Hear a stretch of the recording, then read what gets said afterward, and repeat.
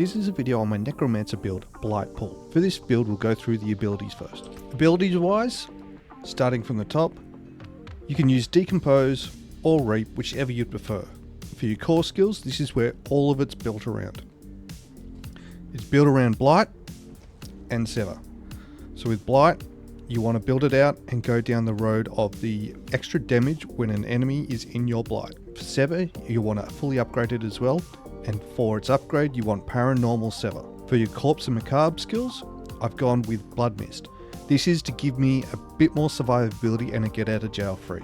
This is not essential, you can input other abilities here if you feel you would like to. For curses, I've gone with Iron Maiden. This build is about having people close and having them do damage to you and therefore take damage back. You really want the Enhanced Maiden upgrade, and you're also good to have the inherent Iron Maiden upgrade to help you get some more survivability. In the second lot of Corpse and Macabre skills, I have not pulled up any abilities here, I've only done the passive Darkness route. I have not chosen an ultimate for this build. This is where you could replace Blood Mist with an ultimate skill if you would prefer. For the passive, go on the Shadow Blight. Minion wise, I have sacrificed Reapers for the extra 15% shadow damage.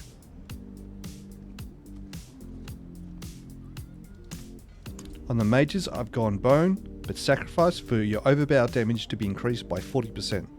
For your golems, this is really what you'd prefer. I'm currently running Blood, but often swap between the golems. Now we'll go through the armor perks to show how the build works. The most important perk for this build is the Blight Defiled area. When spawned, pulls enemies around to the affected area. This is the basis of the build and what everything is built of. The second most important one is the dealing of extra damage for 6 seconds after the Shadow Blight key passive damages enemies 10 times. This greatly increases your AoE damage as well as giving you single target damage for boss fights. Other than those perks, I use the basic skill reduction damage of 20%. I use the Blood Mist triggers corpse explosion on surrounding corpses. When Blood Mist detonates a corpse, its cooldown is reduced by a certain amount. Critical Strike with core skills increases your attack speed. This is important as your whole build is based around your core skills. Another extremely important perk is the Critical Strikes from Sever have a percentage to spawn a pool of Blight underneath the target that deals a percentage of bonus damage. This effect can only happen every 3 seconds. The important thing about this is it has all the perks from the Blight that you have unlocked in your own skill tree. So when this does proc, it will pull people to it. The rest of my perks are general damage mitigation. I'm currently using the Mother's Embrace unique ring. If a core skill hits 5 or more enemies, a percentage of your resource cost is refunded. This allows you to do more and more damage. The other important stat I've been building for this is Thorns. As you will see when I'm doing a demonstration, I'm pulling people towards me, so often taking damage and therefore giving it back to them. As for Paragons, you have the choice of going down a more damage orientation or a defensive orientation, whichever you'd prefer. Now I'll take you through how it actually works. This build does have a simple rotation. Here I throw out the Blight, Iron Maiden, and then Sever.